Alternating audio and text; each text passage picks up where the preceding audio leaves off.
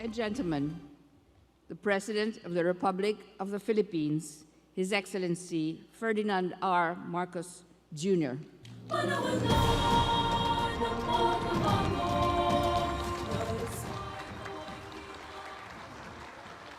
Thank you very much to our Department of Environment and Natural Resources Secretary, Secretary Maria Antonia Yulo Loizaga, the National Defense Secretary Gilberto Chodoro, and other Cabinet Secretaries who are here today, the Assistant Secretary General and Special Representative to the United Nations Secretary General for Disaster Risk Reduction, His Excellency Kamal Kishore, His Excellency Uduch Sengebao Sr., Palau Vice President and Minister of Justice,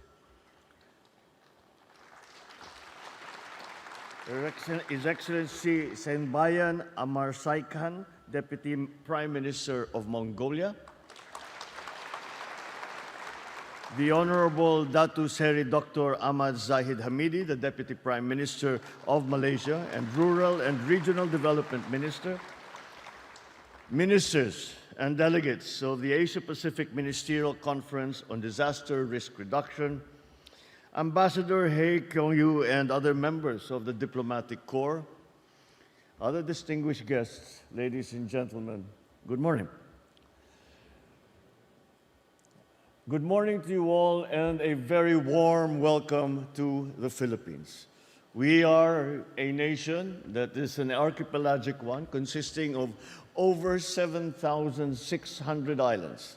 And we take pride in our beaches, in our world-class diving sites, our breathtaking landscape. And all this draws visitors from all over the globe. But while nature has gifted us with natural wonders, it also reminds us of its formidable power over and over again. Unfortunately, our beautiful country is located along the Pacific Typhoon Belt, in the midst of the Pacific Ring of Fire. We are visited by more than 20 tropical cyclones and experience around 500 magnitude 4.0 and above earthquakes in 1 year. We also have around 24 active volcanoes. These are compounded by the increasing frequencies of hazards brought about by climate change, which makes the Philippines at risk and in our landscape making our landscape even more complex, our people even more vulnerable. Much has been said about the resilience of Filipino spirit, but let us remember that strength was forged out of adversity over centuries of facing storms and earthquakes, adapting and rising once again with a renewed vision and purpose. Just recently, the southwest monsoon, or Habagat, enhanced by Typhoon Gaimi, locally known as Karina, inflicted more than $82 million in agricultural damage. That figure only scratches the surface. The true measure of our losses lies in the human cost, the homes that have been destroyed and have to be rebuilt, the livelihoods that have been lost that may never come back, and the lives irrevocably changed. Resilience and sustainability must underpin the national agenda of our economy. This recognizes that all our efforts in economic planning are fragile in the face of calamities and disasters. For us, the stakes are existential, the consequences generational, and the policy environment increasingly complex. However, this narrative is not unique to the Philippines. Across the Asia-Pacific region, nations like ours grapple with similar trials. We share a common struggle, navigating the balance between continued economic growth and dealing with the ever-present threat of disasters. The Asia-Pacific region also stands as a testament to the unwavering spirit of its people. From the tsunami in the Indian Ocean to Typhoon Haiyan in the Pacific Ocean, from the earthquakes in Nepal to floods in South Asia, our nations have conquered monumental challenges. Still, we remain as the world's engine of growth, steering the global economic recovery in the wake of the pandemic. We must strive to create a future where the need for recovery becomes less frequent, as we lay the foundations for a safer, more adaptive, inclusive, and disaster-resilient region. So as we convene for the 2024 Asia-Pacific Ministerial Conference on Disaster Risk Reduction, we find ourselves at a critical juncture.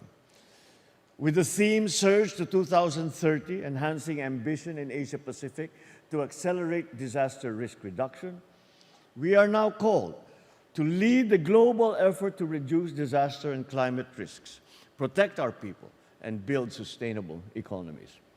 The Sendai Framework for Disaster Risk Reduction 2015 to 2030 gave the international community profound guidance in our disaster risk reduction efforts. Our path now is to redouble and to synergize our efforts to accelerate its implementation.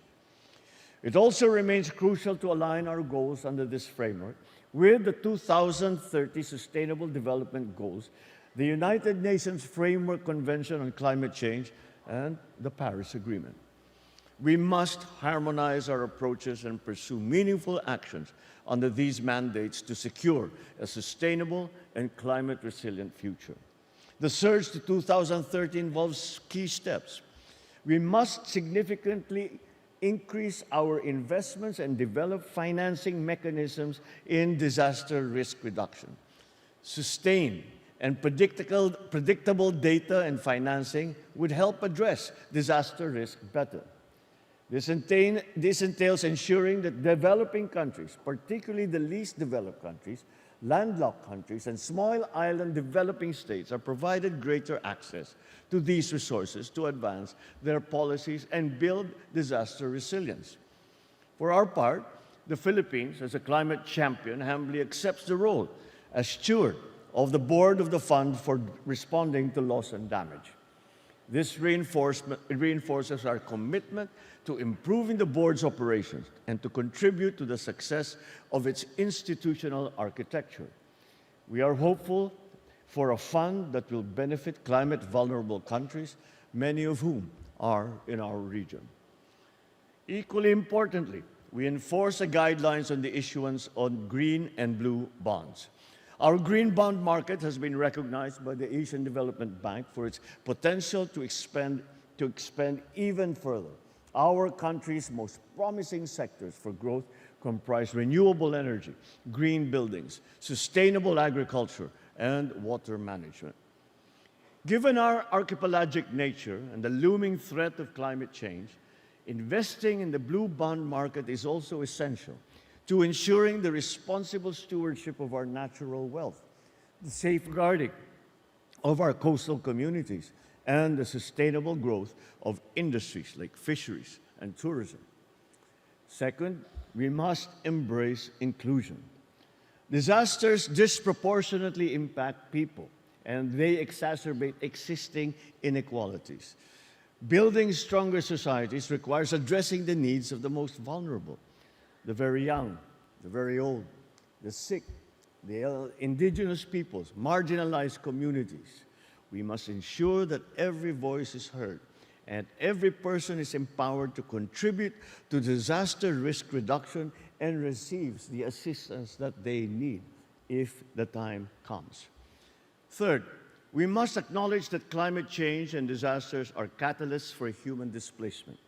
This necessitates forward-thinking policies that create safe pathways for migration and to support those displaced by disasters so that they can rebuild their lives with dignity and security. On our side, we remain steadfast in empowering our local authorities and working closely with our youth to implement nature-based and ecosystem-centered solutions that not only address their unique challenges, but also honor their local traditions and practices. Fourth, innovation must be at the heart of all our strategies. Advancements in technology, data analytics, early warning systems can revolutionize our disaster preparedness and our response. Fifth, coordination and collaboration are the cornerstones of our whole-of-nation approach. By engaging all of our stakeholders, we ensure that we collectively identify the needs, address the gaps, and anticipate the risks ahead of us. And six, fostering open dialogue is essential in bringing our sectors together, promoting both convergence and coherence in our efforts. As such, We carry out regular assessments, regular critiques, ensuring that our policies on disaster risk reduction remain consistent and effective. And seventh, we place great value on the engagement of our private sector, particularly in advancing investments and practices in environmental, social, and governance areas. Through collaborative research, information sharing, and innovative financing, we continue to strengthen and deepen our partnerships with these key stakeholders. And finally, we must advocate for stronger international legal frameworks that guide disaster prevention and response. The Philippines is proud to lead the initiative towards developing an international legal instrument for the protection of persons in the event of disasters. This endeavor aims to fill critical gaps in international disaster response laws, uphold the rights and dignity of affected persons, establish clearer obligations, and enhance humanitarian coordination.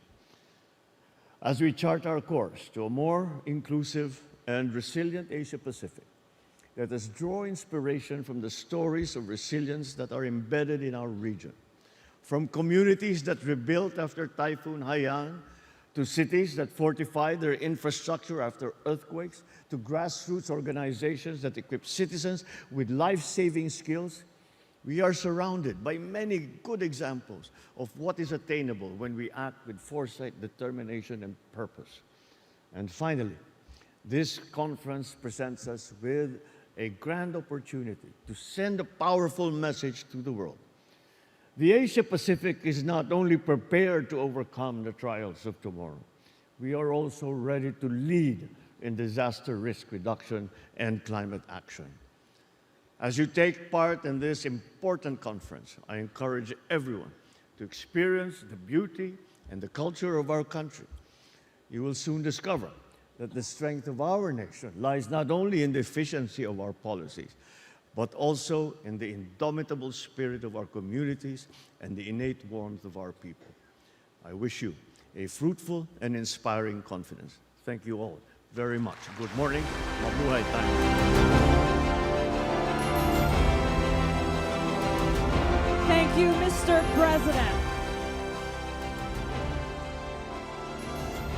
That concludes our program. Thank you, Mr. President, for gracing the opening ceremony of the Asia-Pacific Ministerial Conference on Disaster Risk Reduction. Once again, ladies and gentlemen, the President of the Republic of the Philippines, His Excellency Ferdinand R. Marcos Jr.